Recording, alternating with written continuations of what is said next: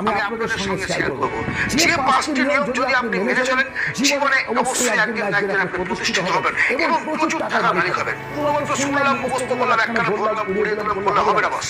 যদি আপনি প্রয়োগ করতে পারেন, মেনে চলতে পারেন, টাকার পেছনে আপনাকে ছুটতে হবে না, টাকা আপনার পেছনে ছুটবে। টাকার পেছনে আপনাকে ছুটতে হবে না, টাকা আপনাকে এসে আলিঙ্গন জানাবে। আবারও বলছি, অর্থ ইনকাম করার জন্য, প্রচুর টাকা ইনকাম করার জন্য, ধনী হওয়ার জন্য কেবলমাত্র পরিশ্রম নয়, তার সঙ্গে প্রয়োজন কিছু নিয়মানুবর্তিতা।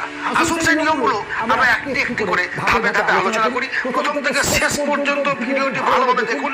মনে হলেও যে পয়েন্টটা আমার জানা, তারপর শুনুন, অবশ্যই নতুনত্ব আছে।